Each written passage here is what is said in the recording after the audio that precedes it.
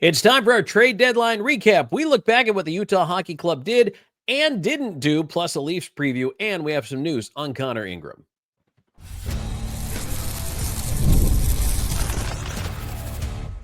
You are Locked On Utah Hockey Club, your daily podcast on the Utah Hockey Club, part of the Locked On Podcast Network, your team every day. Hello, everyone, and welcome in once again to the Locked On Utah Hockey Club podcast. I'm Tom Callahan, veteran NHL voice, joined by longtime team analyst Robyn Leaño, and we are your dynamic duo for talking about the Utah Hockey Club. We appreciate you making us your first listen each and every single day when it comes to the UHC. Robyn, we've got a whole trade deadline recap coming up here, and we're also going to spin it into a Maple Leafs preview here, a rare Monday home game. Plus, we do have news on Connor Ingram to report and some matters that you and I know want to talk about. We're going to get to that and leave ourselves some time at the end of the program to address that space. But probably the biggest thing that we want to, kind of be able to look back at right now, that trade deadline recap. So Utah, and this is a phrase I've used before, go shopping in its own store. They get some extensions done.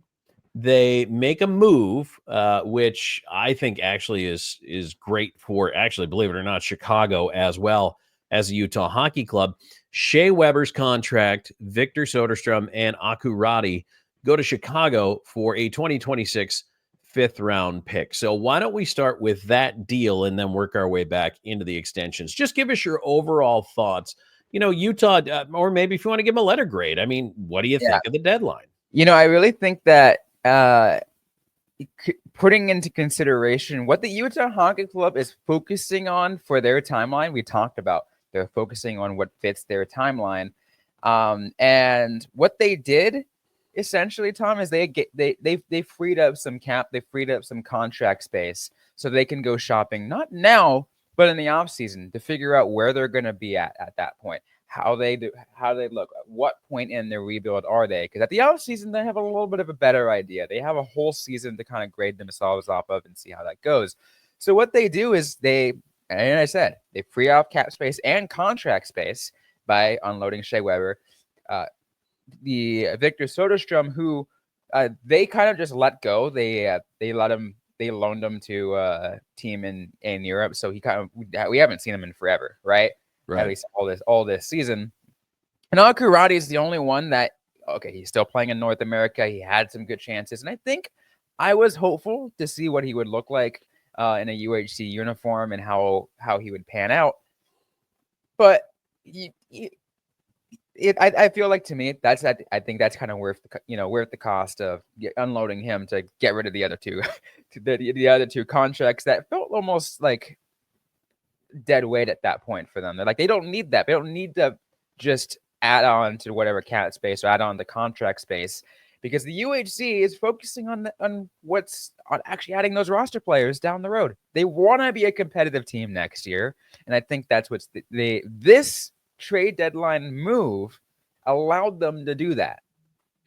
It's weird to me to, number one, think the Chicago Blackhawks are now a team that needs a dead weight contract to get to the floor. But that's who they're going to be next year. Mm-hmm. They need that money to get to the floor. So that's one of the reasons why they made that move. And Roddy and Soderstrom were just kind of tossed in, I think, with that deal. The draft pick comes back the other way just so you get something that's not a bag of pucks or a ham sandwich. But really what that was about was flipping the Weber contract. Now, $8 million for next year, and the prorated version of $8 million for this year, comes off the Utah books. And that, to me, says a lot of things. And this will carry over into the extensions. But it says to me that Bill Armstrong and the Utah Hockey Club, and certainly Ryan Smith with the ownership group here, this is a different viewpoint, right, than it was in Arizona. A huge, vast, massive difference. I mean, the Arizona Coyotes were taking on those contracts. Yeah, and now Utah is putting it together to win. And they, as you mentioned, it gives them a couple extra dollars in the wallet, right, to see what they can do either in free agency or if they might want to do something in the meantime. But the extensions they signed, Robyn, and I think this is where we're going to lead here.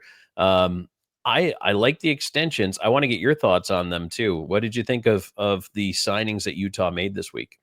I feel like it was those were the important ones. It's interesting because you and I were talking over the past several weeks about a couple of those players being trade targets. They're potentially, these are the players that that have a good amount of value that other teams will actually shop for from the Utah Hockey Club. But what's interesting is what we saw is the UHC, they saw value in those players too. So they signed them to extensions because they think, all right, we still want you. A lot of them were 1-year deals, and I will give them that. So like they kind of was like, hey, we kind of want to bridge next year, see where we are. Maybe we can build things better next season. But we talked about the extension to Karel Vejmelka already. We can already kind of mention that one again and saying, hey, that was kind of the keystone contract for them. That was they were focusing on. They wanted to bring him because Karel Vejmelka is the goaltender that's going to carry this team over the next few years. Absolutely. And he's earned that starting job back this year. 2 years ago, he was the guy. Last year, it was Connor Ingram. This year, it's been Veg again. And I hearken back to our preseason talks.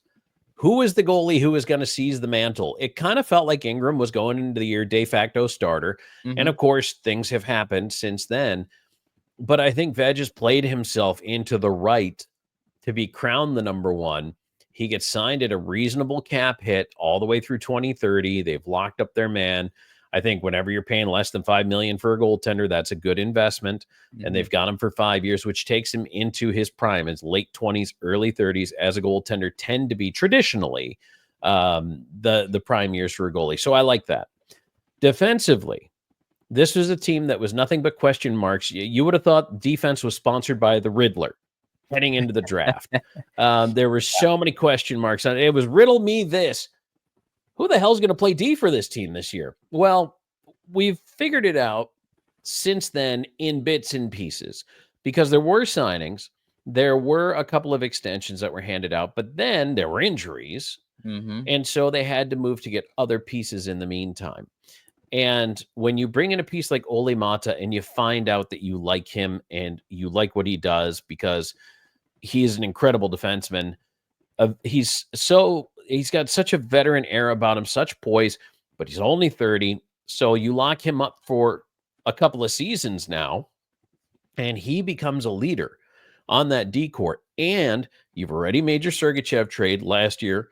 You now have your Marino trade last year. So now you brought in Maatta via trade this year. Jersey's got extension. Jersey got his extension. So, and now you've bonused out Ian Cole for another year because I love Ian Cole. Still leads the league in block shots, throwing his body around at 36 years old. And Robyn, we talked about his ice time and his management. If you're asking him to play 19, 20 minutes a night, he is not prime Ian Cole for you right now. But if you get him to 15, 16, what he provides is invaluable. You can stick him out there, any defensive situation. He's going to take care of his zone, the puck. I love them bringing him back for another year. Oh, absolutely. And I think that was huge. And it really adds to that extra depth, right? We take a look. I mean, you went through 5 of the UHC's 7 D-men that they have on their roster, right? The other 2 being Michael Kesselring and I'm blanking on his name. Bortuzzo. Oh yeah, Bortuzzo too. So there's Bortuzzo's injured, but yeah, I'd like to see him get healthy relatively soon. Yeah, but the point being is there's that depth, right? And so the 6-7 men they still fit in really well, right? DeSimone, by the way, was the other one. Sorry. There you go, Nick DeSimone. I was rolling over in my head as I was trying to talk, figuring out for some reason I couldn't remember. But yes, DeSimone. So those 6-7, the point I'm trying to make is that shows the importance of how deep this team is and how important that they play those roles. Like those players that I mentioned as the 6-7 and even the 8, like those, like to me, I think they're just as important too, because it shows I guess I'm running in circle here, but it shows how deep this defense is and how good they're going to look in the next couple of years, hopefully. All right, Robyn, I want to get to a break, but I have two burning questions to ask you. And number one is, what letter grade are you going to assign? We might as well do it while we're here. And number two is, did Utah Hockey Club miss on anything at the deadline? So let's talk about that here in a minute.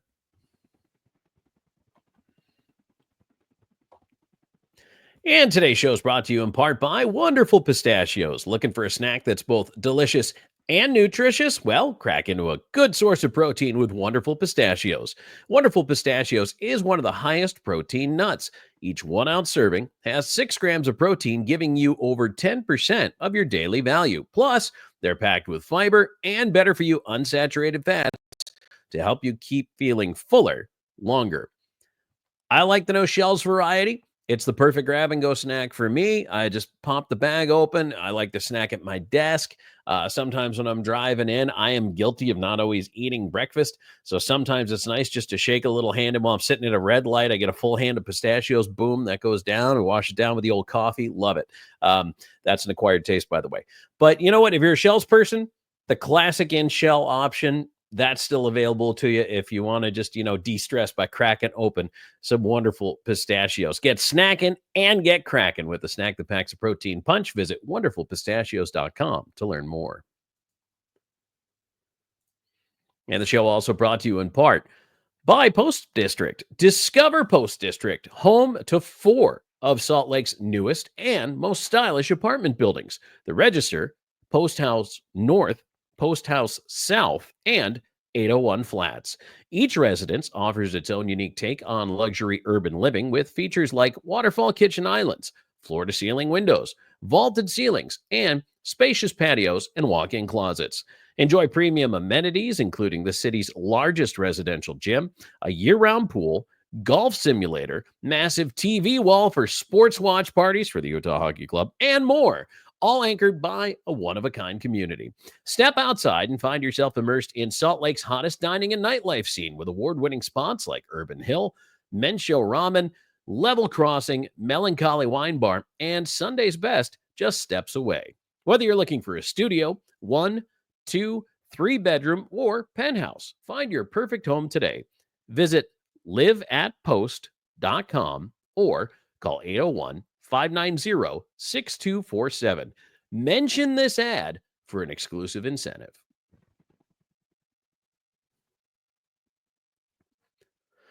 All right, Tom Callahan, Robyn Leaño here with you in the Locked On Utah Hockey Club podcast. Robyn, I'm going to start by asking you here in the segment before we get to our Leafs preview.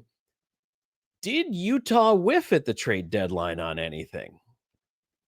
I don't think they did. We were talking about the potential that, we talked about the discussion from that Bill Armstrong was giving, saying that they potentially could add something dynamic doing, and just really looking at something to add. But to me, Tom, I don't think that Utah really was in a position where they felt like they needed to. Like, yeah, sure, it'd be nice if they picked someone up to make a playoff push, but let's remember, that's not really where we expect them to be this season. They're going to be on that floater, and if they make it in off of this roster, sure, that's awesome. I'm 100% for it. But Bill Armstrong, and I think everybody in this on this roster, everyone in the front office and whatever, like, they know not to rush it and not to go too quickly on here, because if that we've seen issues previously of what happens when a team bites a little too soon. So maybe Utah was asking around, figuring out what they were, but they didn't like the asking prices. They didn't want to part with anything that could have really dealt a blow to the team chemistry and to what they needed. So I do not think they missed anything because I feel like they have what they need for now. So the only place that I would say they might have whiffed is actually on moving players out Okay. because of the depth. that they have because there is such a line plus prospects at forward, at defense, even in net. And now, obviously, we understand why Connor Ingram would not have been moved at the deadline. This is probably not something that just came up out of the blue. And we're going to talk about that in our next segment. But I kind of wonder, Bukestad at 32, 2.1 million this year. He's a UFA. Now, obviously, he's on IR, but is he coming back? I'm sure it's a conversation they're going to have. Not so much I'm worried about Jack McBain because he's an RFA, so you still have team control. And I don't think they want to move on from McBain. I like Jack McBain a lot. Oh yeah. He's that gritty, but he still plays well enough on that forward, as a forward position. Like, I love it. Right. But if a guy like, let's say, Michael Carcone's not in your plans, and he's cheap, $775. If you feel like you need him to get through the rest of the season, okay, I get it. But you could have flipped him for a pick. Probably a late round pick, but you could have got something, or you could have maybe, taken another team's problem off their hands. But that's just something that you can consider there when it comes to that. And again, Bortuzzo, 1 year deal that ends this year. DeSimone ends this year. So I just wonder if those players weren't your plans moving forward, did you miss a chance to just get a little capital back for them? That's fair. Yeah. You might lose some for something for nothing in the summer. So that's why, Robyn, I am assigning overall at this deadline for the Utah Hockey Club, I think I'm giving them a B+. I think it's a solid B+ for me. What would have moved it to an A is if they might have built a little more for next year, especially if they moved on from, like I say, players that might not fit into the plans. I like the fact that they didn't go diving into deep waters. They didn't need to get crazy here, that this isn't their year to do it. So I like the restraint, and the extensions are good. In a way, those are a lot like the deadline pickups, right? It's almost like you pick up Dursey at the deadline because you haven't had him for so long. Now all of a sudden you add this awesome defenseman. Right. So I feel like in a lot of ways, this next 2 months, March and April, becomes an evaluation process for what may or may not change in the summer. And I think that's really down the stretch. Again, we talk about it. The first time you're really looking at a healthy decor here for the whole season. What can they do? How can they do it? And this is how you're going to decide how many of these horses you want back in the stable next year. So I'll go solid B+. And I feel like that's a very fair grade. And I think, honestly, when you first put that tease and asked me, to kind of think about that and what the grade was going to be, I was thinking in my head, I feel like a B+ is fair. Because to me, I think the A range, to me, Tom, would be dedicated to like slam dunk. They made an amazing addition, or they really they fleeced somebody because they it's like, oh yeah, let's we're gonna unload this contract and we get it, and we get we get an amazing thing back, or whatever it is, like an A, or like A-, A+, like those are like dedicated to something like close to slam dunk acquisitions or moves, which they didn't do. But again, to me, they didn't need to. But I feel like a B+ is still very fair. It's still a very good grade to have. I do. I would agree with that. So what grade would you give Bill Armstrong and company for this draft? Let us know in the comments. You can also always reach out to us on social media as well. But we'd like to know, what do you think? Was there a swing and a miss here? Did they miss out on something, or did they do as well as they possibly could have? So drop us your grades in the comments as well. So Robyn, I want to start to talk about the Leafs a little bit here before the break. And then of course we're going to talk about more Leafs and then Connor Ingram. But this is actually a pretty big game. Utah, they had this little 2-game road swing. Honestly, I'm kind of weirded out by it. They get 3 out of 4 points, but they lose to Chicago in overtime. And that's a team you should not be giving points to. But they beat Detroit 4-2. And I think Detroit is their equal, and they played well in that game. That was a great effort. But then you come out against Chicago and a team that I feel you could dominate, and they don't, and then they lose in OT. Yeah, I think it's a really interesting last few games for them. I don't even know how to explain it. I mean, maybe we can say, hey, it's like I will say this: going on a back-to-back is not easy. That's No, all I'll that's say. true. Going on a That is back-to-back is not true. easy. But Chicago going against Chicago is a team you should win no matter what. Like that's a team that you should win and should beat. But I mean, as I say all the time, it's hockey and hockey's dumb. Yeah, I could see that. Toronto, as we turn our attention to Monday night's home game, 38-22-3, 79 points as of us taping the show here. And they've lost two. They did make a bunch of moves at the deadline. So just a real quick primer. They added center Reese Johnson from Minnesota. They added defenseman Brandon Carlo, which is a big one from Boston. They added center Scott Lawton from the Philadelphia Flyers. Nikita Grabenikin going the other way in that one.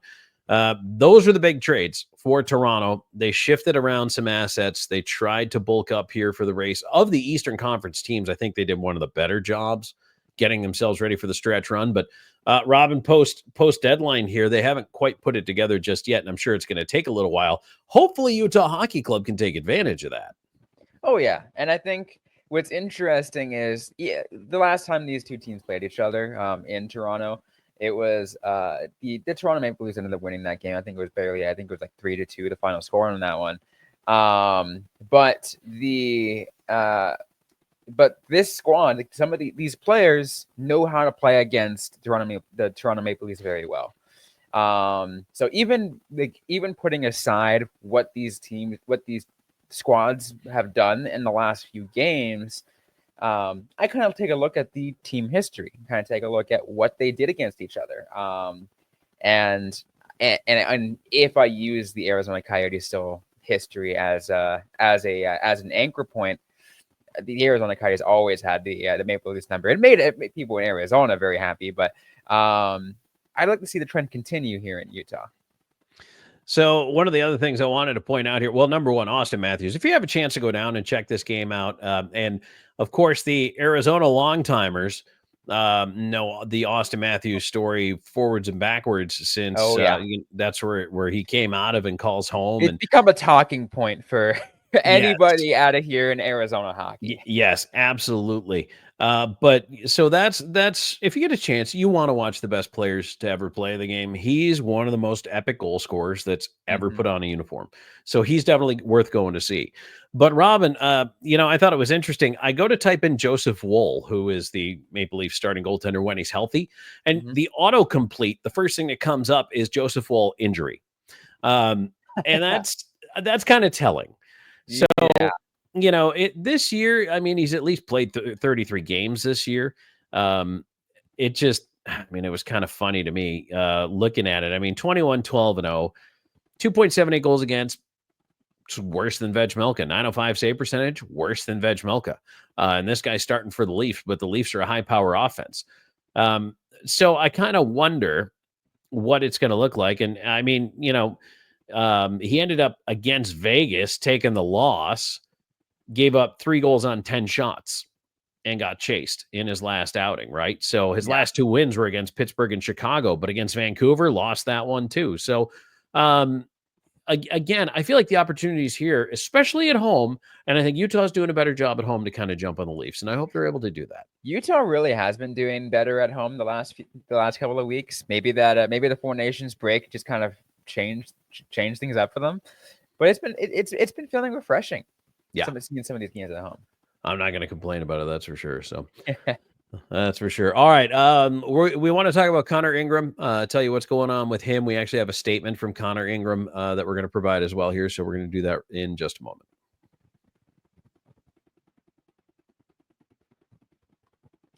And today's episode is brought to you by Factor. Looking to optimize your nutrition this year? Factor makes eating well easy with chef-prepared, dietitian-approved meals that are fresh, never frozen, and ready to heat and eat in just 2 minutes. With 40 options across 8 dietary preferences every week, you can customize your meals to fit your lifestyle, whether it's calorie smart, protein plus, or keto. Plus, Factor even offers wholesome smoothies, breakfasts, and grab-and-go snacks to keep you fueled all day long. I just love how Factor takes the stress out of meal planning. Other than doing this show, I have a couple of other jobs I also have to handle. I get really, really busy, and I don't have the time to just go out and go all the time grocery shopping and go make my own food. So the convenience has been super easy on having Factor ready in my fridge to be able to have those ready to eat meals.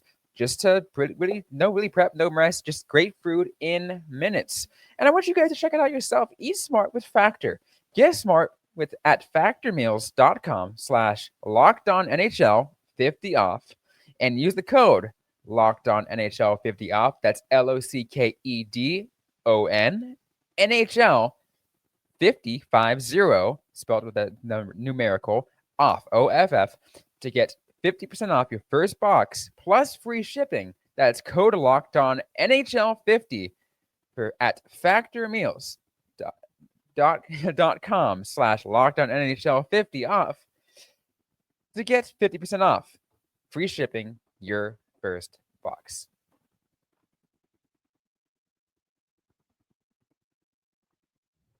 All right, Tom Callahan, Robyn Leaño back here with you on the Locked On Utah Hockey Club podcast. And Robyn, a little bit of a serious note here, but we do want to talk about Connor Ingram, who has entered the NHLPA Assistance program, which is a wide and varied program that is there through the Players Association to help players with whatever struggles they may be going through. And before we read the team statement, I want to read you. Connor Ingram posted this on his socials. And for those of you on the YouTube side, you'll also get to read along. We've got a screenshot of it. But this was from Connor Ingram. And it said, it was posted with the sentence, "I'll be back," and a baby blue heart. It says, "For those of you that don't know, earlier this season, I lost my mother to breast cancer.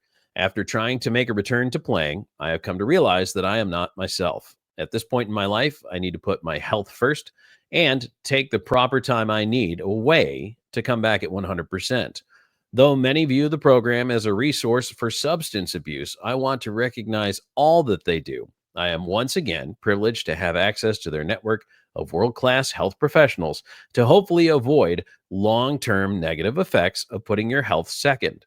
With the program's assistance, I look forward to getting the medical help I need and returning to a happy and healthy life."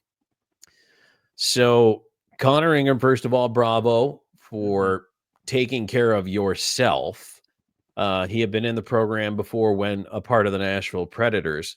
Robyn, I can absolutely tell you, I wish I had this kind of support when I was going through my struggles, and NHL players are incredibly fortunate that the conversation around mental and physical health has changed and they have the ability to lean on this. And so I 1,000,000% support Connor Ingram in this journey and hope that whatever time is taken is worthwhile and produces the results that he needs. 100%, Tom. I want to reiterate that and say that having a program like that is immensely important.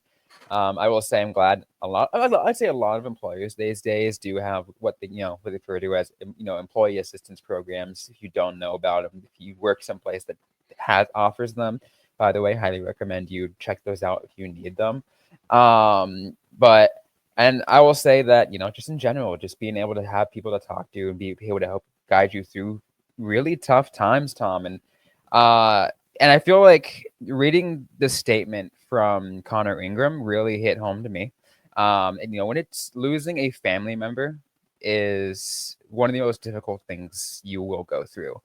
And I'll be honest with some people, maybe you haven't listened to me long enough to know this, but about 3 years ago, I was still hosting the Locked On Coyote show at the time.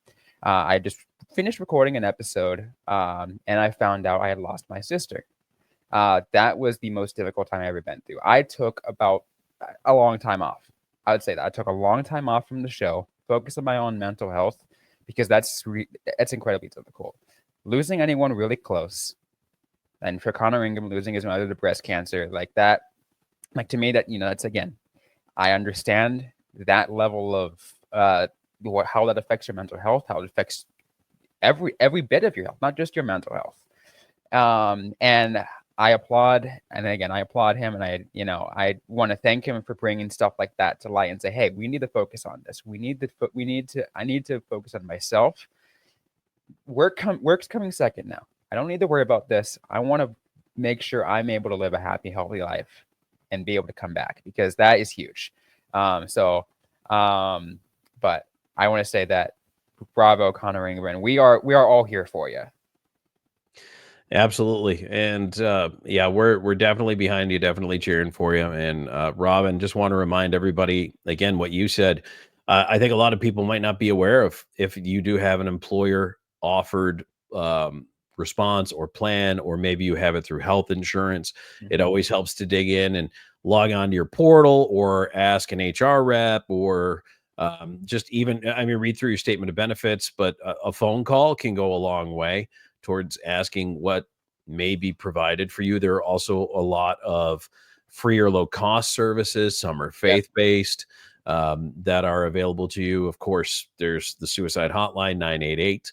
If you ever need that resource. And, Robyn is, two people who've, for various reasons in our lives, had to lean on a bunch of different things and people at different times.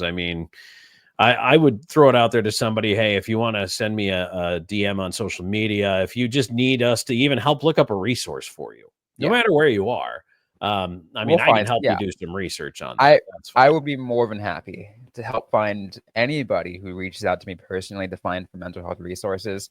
I may not be the best person to talk to specifically. We're not experts. Let's put that out there. We are not medical people. We're not experts. But if let's say that I will say this, let's say you are someone who lost a family member, as someone, like I said, as I mentioned earlier, as someone who really understands that, I'd be willing to listen. I'm always willing to listen. I will say sometimes it could take me a little bit to get to respond. I'm not, like I said, like I mentioned previously, right? I work a lot, but I will respond. I will take a look at those messages, and I will listen, because I feel like don't take it personally, because sometimes it takes Robyn days to get back to me about the show. So please don't take that personally. Yeah, it's I know Tom sometimes shakes his head probably when it takes so long to respond. But no, for real, they'll really focus on that. And again, I would be happy to to share with you some resources and do what you and really put that help out there. Whatever whatever you guys need. We'll probably put some links and some resources in the show description. So if you be on the lookout for that as well. So those are some of the basic ones. But if you're looking for anything specific, we'll help you guys out. And if anything has worked for you and you have a place that maybe you recommend, feel free to throw that in the comments as well. And help other people become. The more we share the resources that are available, no matter where you are. You could be watching this show in Toronto, you could be watching it in Seattle, Houston, but you might also be in Salt Lake. Wherever you happen to be, it could help somebody. So don't be shy about posting that either. It's very much appreciated. And I know we have a good tight-knit fan base here, Robyn, that does care. Yeah, there is people really do care. And it was amazing because the response that I saw off of all of social media from all the different outlets, from the UHC PR page, from the other reporters who were talking about Connor Ingram entering this program, to Ingram's post himself, is the outpouring amount of support from all the UHC fans and hockey fans across the world, as he faces this, because and as we all say, mental health is really important, and we need to make sure that we put ourselves first many times. Absolutely. Could not agree more. So, all right, Robyn, to wrap things up here, anything from earlier in the show that you want to kind of lap back on or look ahead to maybe this week, as Utah Hockey Club back home on the friendly confines for a couple of games here. Monday night, you're probably seeing us on a Monday against Toronto, and then Wednesday, Anaheim is in town. No, I just say look out for a good week for the UHC, and there's going to be a really good Really good week for them. I feel like it's going to be an eventful one. We'll see how things go in the wild card watch. We'll get you more wild card watches later this week, as well as things are continuing to heat up every single day, because it's going to stay tight for a little bit. Oh, I think it's going to stay right down to the wire. Oh yeah. So it's going to be fun. So, all right, everybody. Well, that will do it for the Locked On Utah Hockey Club podcast. We appreciate you being here. If you're still here, you're still listening, and you're not a subscriber yet, please subscribe. Hit that like button. Give us the old thumbs up as I try to destroy my desk off camera here, waving my arms around while I talk. And we definitely appreciate each and every one of you. And feel free to reach out to us again, like we said, on social media as well. So thanks for being a part of everything here with us. For Robyn, I'm Tom. Thank you for listening to the Locked On Utah Hockey Club podcast.